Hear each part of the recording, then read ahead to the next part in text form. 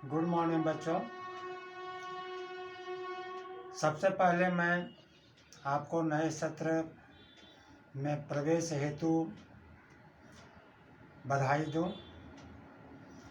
मंगल कामना है कि आपका नवीनतम सत्र अच्छा से हो।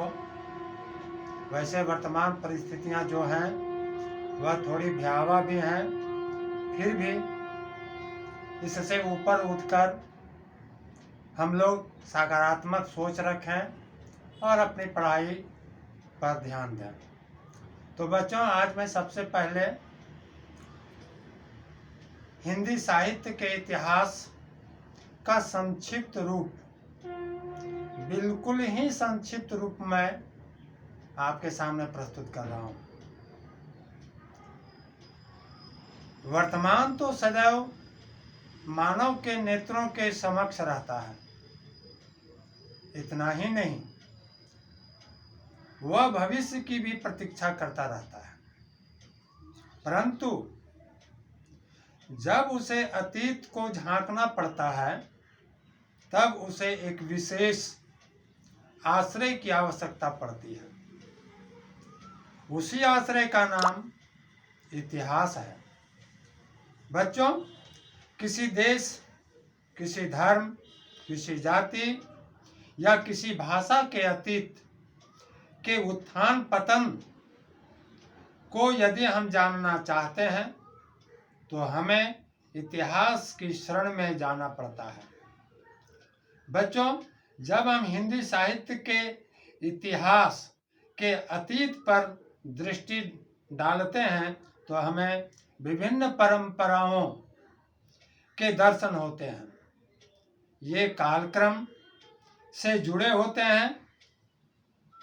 हिंदी साहित्य के इतिहास के ज्ञाता आचार्य रामचंद्र शुक्ल ने इसे 4 कालखंडों में विभाजित किया है।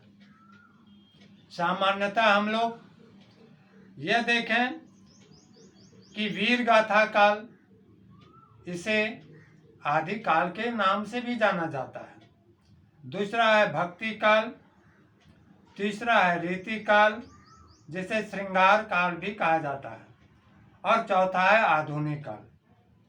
बच्चों, प्रत्येक काल की अपनी विशेषता रही है, चाहे वह आदि काल हो अर्थात वीर गाथा काल, चाहे भक्ति काल हो, चाहे रीति काल हो, या चाहे आधुनिक काल हो, सबकी अपनी अपनी विशेषताएं रही हैं।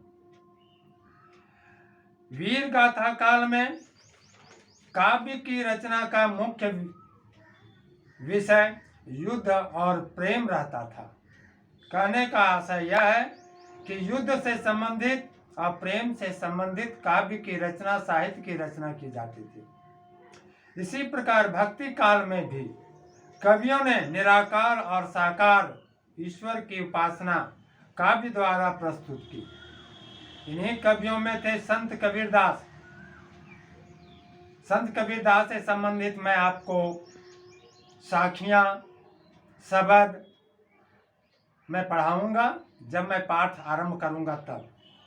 वैसे कबीर ने निराकार ब्रह्म की उपासना की, परंतु हम दूसरी तरफ यदि देखें तो केवल निराकार ब्रह्म की ही उपासना नहीं हुई, बल्कि साकार ब्रह्म की भी उपासना की गई।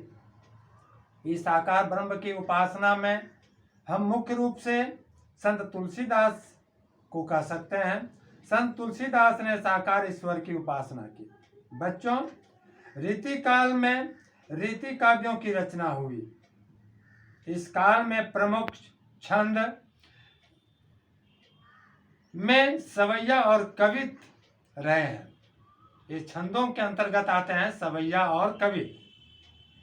इस काल में भक्ति और श्रृंगार इत्यादि मुख्य विषय रहे। आधुनिक काल में गद्य पद्य विधाओं पर विशेष दृष्टिकोण बना रहा। इस काल में प्रेमचंद युग को हम देखें, भारतेंदु युग, प्रसाद युग और द्विवेदी युग प्रमुख हैं। इन्हीं युगों में नाटकों, उपन्यासों, कहानियों इत्यादि की प्रधानता बनी और इस प्रकार यह परंपरा आज भी जारी है। तो बच्चों, ये हिंदी साहित्य के इतिहास का अति संक्षिप्त रूप आपके सामने मैंने प्रस्तुत किया, और इस तरह से मैं आपको अंततः कुछ प्रश्न दे रहा हूं। ये प्रश्न गृह कार्य के रूप में हैं, इसे आप पूरा करेंगे। आगामी कक्षा के लिए मैं फिर से लेकर के प्रस्तुत रहूंगा अपने समय सारणी के अनुसार। तब तक के लिए आपको धन्यवाद।